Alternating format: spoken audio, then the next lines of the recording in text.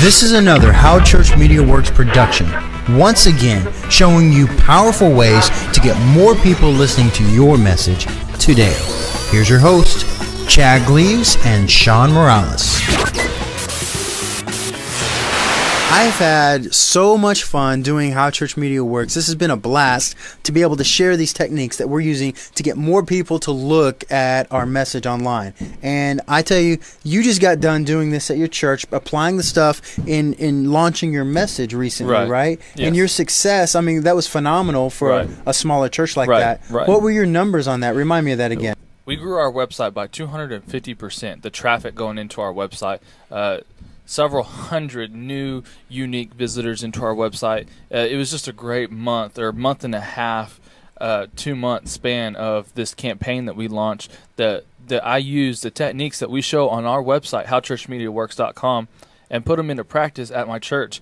And in this past month, or in August and September, we grew significant numbers. And you added families to your church, is that right? We did. How many families did you add? We added, I think, about 4 families. And again, for a small church that runs about 80 to 100, I mean, that was great for us. Yeah, that's huge. And your finances went up during this time, too. Yes, they have. Right? It was funny. You were telling me you were getting reimbursed from something that you had purchased towards the beginning of the year. Yeah, back in February. And so...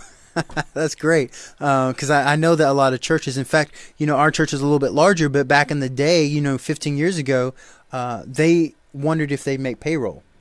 So yeah. I think every church starts there. I mean, that's what every church. But what we're talking about is we have techniques how to use online media to get more people looking at your message, to get more people in your door, to get more people participating in your vision for ministry. And the way we do that, and today we're going to offer a special deal. We normally charge $29 a month. We have a 7-day, $7 membership. You can try it, but we're going to offer a special deal that's going to go beyond the $29 a month. We're going to do two things. We're going to do a $149 one-year membership. So instead of paying $29 a month, it's just a one-time fee of $149 for an entire year membership, and that's going to save you $100 a year, which is about 55% of what you would spend in a year on How Church Media Works. So that's the one-year membership, and we have a lifetime membership for $249, and the advantage of that is that from now on you wouldn't have to worry about membership. You're always going to get the new stuff that we're putting into the membership, and you're going to get discounts, both of them. In fact, we'll get discounts on some products that we have for sale. And we're about to launch the Sermon Launch Formula. We're taking everything that we've learned in launching sermons and everything. We're about to launch that product, and you will get a significant discount coming up here on that. But that's besides the point. $249 for a lifetime membership, and that's a 65% savings if my math serves me correctly. So, and that's over 2 years, you would save 65% off the membership.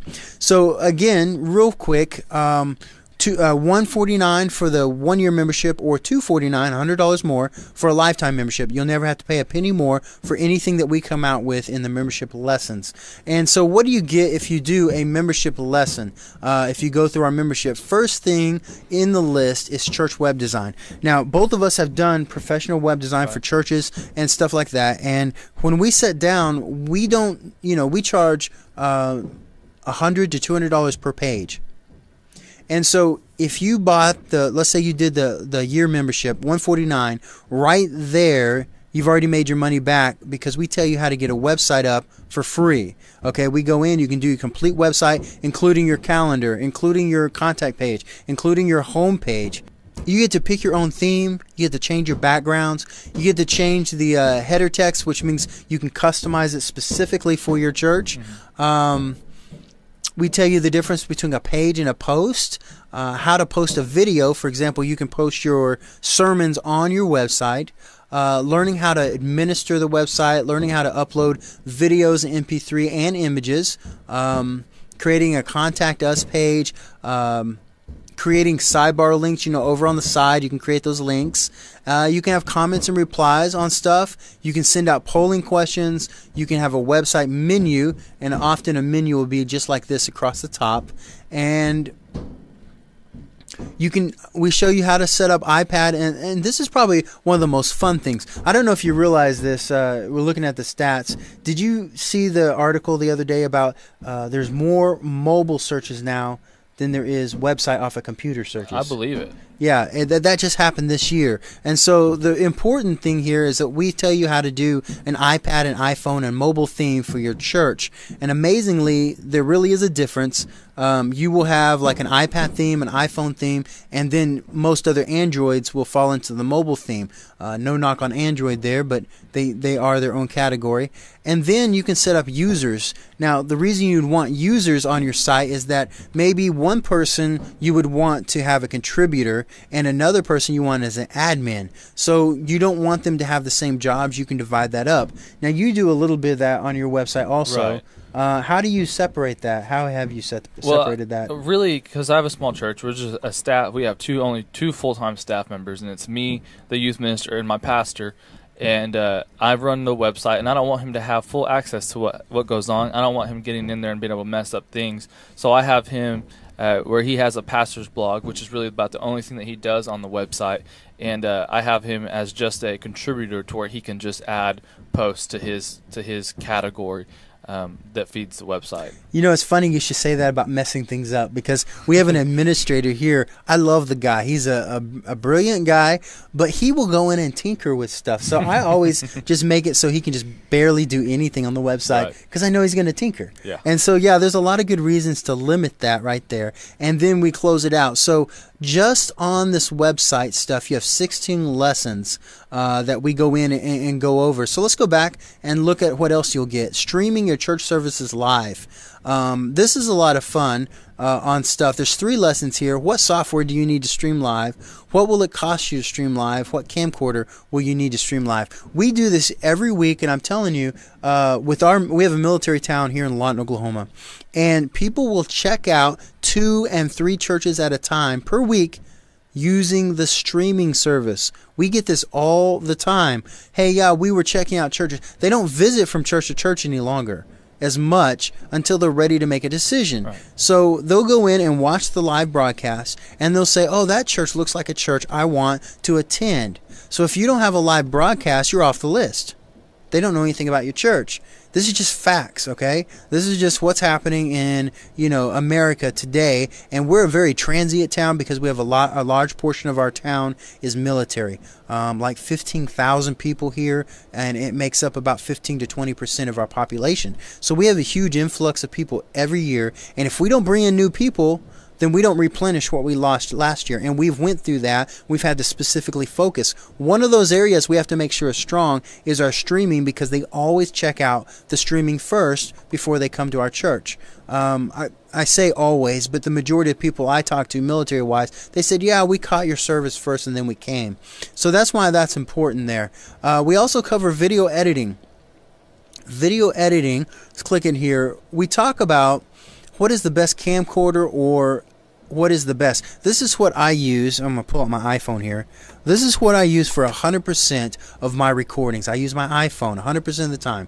The next part here is how to edit like a pro. We cover Final Cut Pro X, how to get amazing videos in minutes, using Motion VFX, that's a service. Your Sunday video. We'll show you how to edit a Sunday video in iMovie. Now, Sean, that's more in your line, because I use Final Cut Pro X, but you use iMovie a lot more. Tell me a little bit about how you're doing videos in 5 minutes or less. Well, it's just a lot easier, Chad. I can use it if I'm using, like Chad, I use my iPhone to record everything now at my church. If we're doing announcement videos or whatever kind of testimonial videos, I use my iPhone.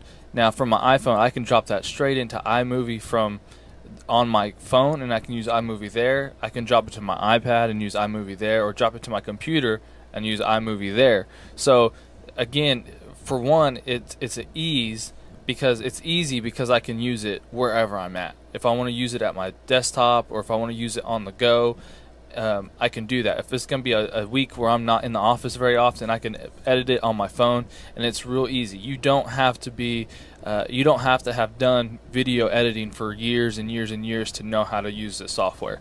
It is a very user-friendly. Anything Apple product is very user-friendly, And that's what we show you with iMovie, that anybody can do it with very limited knowledge. And that is right in there with that last lesson, the video editing lesson number 5, because we go into that, and I can't tell you how many times Sean's come up to me. And I have been using this too, because I'm full-time media, so I have different software that I use and stuff like that. But Sean will corner me and say, hey, I didn't have but like an hour to put this video together, and I did it Saturday night late. Yeah. And put the video together, and we showed it Sunday. And so this will save you a ton of time and keep you mobile. Here we go. The next lesson is professional video switcher. Now, we just got done in our youth building installing a video switching system that literally cost us right at $20,000, $15,500 for one portion, and then we came back and all the extra added stuff that we run cables or whatever. We ended up spending right at $20,000, and so. Yes, there's some advantages to that. Clearly, there's some advantages, but how many here just have $20,000 to drop on a video projection system? Not very many churches do. Only reason we had that kind of money is we have a building program that we give to, and usually when we're building a new building, which we just got done with, we have that kind of money for that. But you know what? Our music minister, if he were to go in today, or I were to ask for that kind of money, they would laugh at us. Right. We don't have that kind of money on a regular basis unless it's a building program. So we go in and explain how you can get that same, powerful system for right around $1,500, $1,200, and that will save you a ton of money right there. The last two series, one is YouTube. Okay, we show you how you can host all your videos, your sermon videos, online in YouTube for free. And so the things that we cover with YouTube here is how to increase your limit. I don't know if you're familiar with YouTube, but they have a 15-minute limit on video right now, and we tell you how to get around that. It's not there's not a hack here. YouTube allows you to get around that limit just by doing one simple thing, and we show you how to do that. And then we show you how to host your videos, and we show you how to download YouTube videos using Mozilla and stuff. And what that involves is, let's say there's a video on YouTube that you really want to show your message, show your sermons. Right. We use this quite often. Mm-hmm. And have you tried streaming it from the web? During the service? I have tried that before. It's awful because for whatever reason it seems to glitch right at the time the service is going on. So we download our stuff and then we show it. The last part here is Facebook, and I'm going to let Sean explain the Facebook stuff here because this is what he used to jumpstart his sermon launch, and was so successful on that. So why don't you tell us about this real quick? All right, with Facebook, we show you lots of different things. In lesson 1, we show you this is a must-do first to get started in Facebook, and that's having your own personal account. And really, who doesn't these days have their own personal Facebook account? But if you don't, we're going to show you how to do that. We're going to show you how to do a fan page, which is it's a very powerful deal. We're going to show you how to start techniques of doing posts. We're going to show you the different aspects of a page with highlighting and pinning, things that you're going, I have no idea what you're talking about, but we're going to show you what we're talking about, how it's important to what you're doing. We're going to talk to you about, show you how to market your church, and we're going to show you how to market your church by having your address and people being able to find you through your Facebook. Creating events. You can create events and invite people in your church, invite people in the community to come be a part of the events you're doing at your church. Facebook ads, a great way to get out what's going on in your church. We've ran them for VBS and for Falls Creek, and I've brought people in using Facebook ads and knowing how to use those effectively. Anybody can make a Facebook ad and spend lots of money, but one thing that we've learned is spending lots of money doesn't mean it's been effective. Right. And so with all this material here, what did it mean to your church launch when you used Facebook to get the message out? I'll tell you what, that last video, Facebook pages and groups is going to be one of your most powerful things. And so you were showing videos every time, every message. Yes. And you're saying the last video seemed to have its biggest impact. Right. I mean, how did you get it out on Facebook? Well, here's what we would do. We shot our videos on my iPhone, posted them up to the web, to YouTube, linked them to our website. And you used iMovie to edit it? Used Final Cut Pro to edit it. Okay, so that's the same. That's on the Mac, and we cover that. Right, how to do that. Yeah. And then we upload it to YouTube, and then we put it on our website, and we put it on our Facebook page. And also, this allowed us many things. It allowed us to get our message out using groups. Gets your message out, gives people notifications anytime you post, and it's just a great way to grow what's going on. And there's people out there who view these videos, and it just grows. Again, the purpose behind what we do is to get your message out. And that's a great way to use Facebook, is to get your message out. And one of the biggest reasons it gets the message out, and why we're so Facebook, pro Facebook, Facebook doesn't solve all your problems, but here's what it does. Every person that I know has a cell phone, okay? And according to statistics, 60% of people, and it's growing very, very quickly, have a smartphone, okay? And so with that said, whenever we post to a group, every single person in our group gets a notification. So just like you see on my phone here, I have a few notifications here. They get the notification that you just did something in that Facebook group. It says, Sean Morales posted a video in the group. And so instantly, everybody in your group gets notified that you've put a video out there. And the power of that is that you can do this on Thursday and of the week and say, hey, remember to invite your friends coming up this Sunday, because it's a friend day emphasis, or whatever you call it. And so instantly they get a notification on their futuristic little communication device, and you've just communicated with them. There's hardly anything else that will do that unless you text message them directly, and this is free. Right, and this allows us to reach people when we're closing a church because of some reason, bad weather. It allows us to get messages out to the church in the event of a death or prayer request or accidents. It allows us to reach our church family a lot more effectively and a lot more quicker than making phone calls. We still make those personal phone calls to get the message out there and use a prayer chain, but Facebook just allows that to work a lot quicker. Yeah, it's a lot better. Our administrators use this all the time when they need an extra 2 volunteers. Yes. How many times do you get close to Saturday, and say, hey, oh my goodness, we need 2 more volunteers to fill it out, and we use it that way all the time. And embarrassingly, good or bad, that seems to be the biggest use that we use it for, is when we're in that pinch, we don't have time to run a newsletter or mail out or anything, and that's the best way to get out, and it's effective because it works.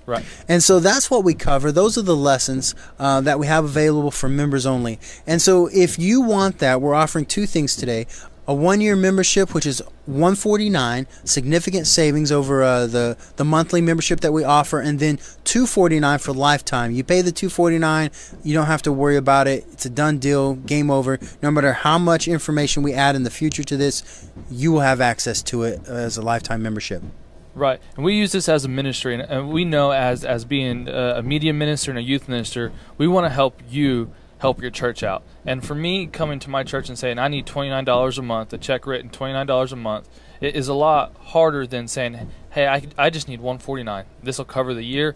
It's going to save us money. That's going to make my financial committee happy. That's going to make my pastor happy. If I can even say $249 and I never have to pay this again, and I have all the access to make our church better at media, at things on the internet, things on the web, I'm just going to put a big smile on his face, and he's going to say, let's do it.